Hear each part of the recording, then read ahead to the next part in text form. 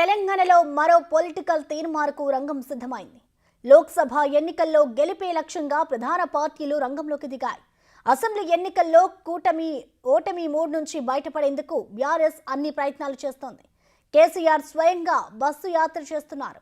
అటు జనజాతర సభలతో సీఎం రేవంత్ రెడ్డి సుడిగాలి ప్రచారాలు చేస్తుండగా అమిత్ షా, మోడీ తెలంగాణ పర్యటనలు ఖరారయ్యాయి.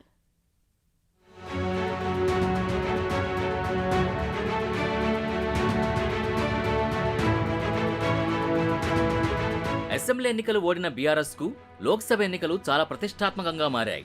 గౌరవప్రదమైన సంఖ్యలో ఎంపీ సీట్లు గెలిచి తమ పట్టు నిలుపుకునే పనిలో ఉన్నారు కేసీఆర్. అందుకే బస్సు యాత్ర చేపడుతున్నారు.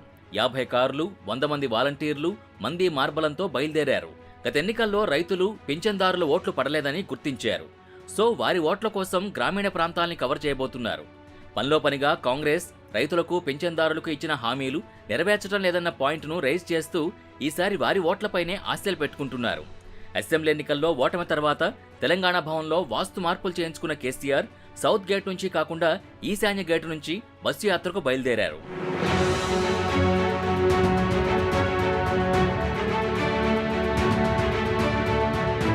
లోక్సభ ఎన్నికలు దగ్గర పడుతున్న కొద్దీ రైతు రుణమాఫీ అమలు చుట్టూ రాజకీయం వేడెక్కుతోంది. సీఎం రేవంత్, మాజీ మంత్రి హరీష్ రావు మధ్య సవాళ్లు ప్రతి సవాళ్లు నడుస్తున్నాయి. 15 ఆగస్టు లోపు 2 లక్షల రైతు రుణమాఫీ చేసి రైతుల రుణం తీర్చుకుంటానని సీఎం రేవంత్ పదే పదే చెబుతూ వస్తున్నారు. రుణమాఫీ చేస్తే బీఆర్ఎస్ పార్టీ గుర్తింపు రద్దు చేసుకుంటారా అని సవాల్ చేశారు. అదే సమయంలో 15 ఆగస్టు లోపు రైతు రుణమాఫీ అసాధ్యమని కేసీఆర్, హరీష్ రావు కామెంట్స్ చేస్తున్నారు. శుక్రవారం అమరుల స్తూపం దగ్గర ప్రమాణం చేయడానికి రావాలని హరీష్ రావు అంటున్నారు. హామీ నిలబెట్టుకుంటే తాను ఎమ్మెల్యే పదవికి రాజీనామా చేస్తానని, నిలబెట్టుకోకపోతే సీఎం పదవికి రేవంత్ రాజీనామా చేస్తారా అని ప్రశ్నించారు. హరీష్ రావు అంటున్నాడు నిన్న, చేయకపోతే రాజీనామా చేస్తావా అని.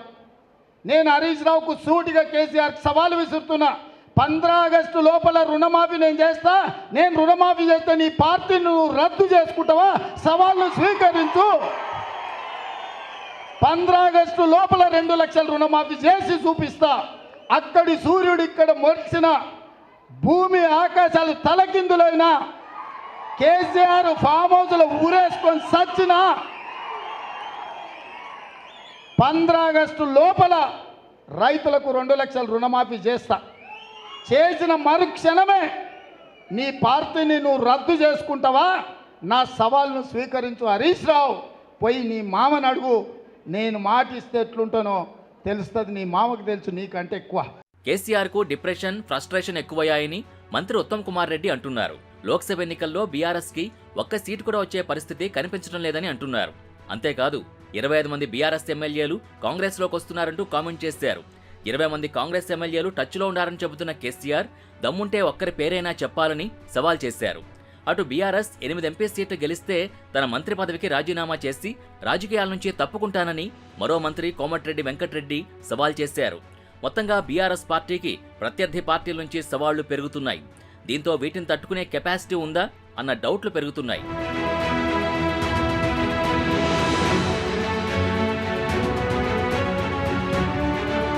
తెలంగాణలో బీఆర్ఎస్ స్థానాన్ని భర్తీ చేయాలన్న ఆశతో బీజేపీ ఉంది.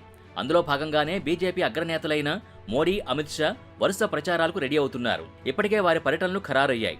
గురువారం సిద్దిపేటలో రఘునందన్ రావు తరపున అమిత్ షా బహిరంగ సభలో పాల్గొనబోతున్నారు. అటు ప్రధాని మోడీ ఈ నెల 30, మే 3, 4 తేదీల్లో తెలంగాణలో ప్రచారం చేయనున్నారు.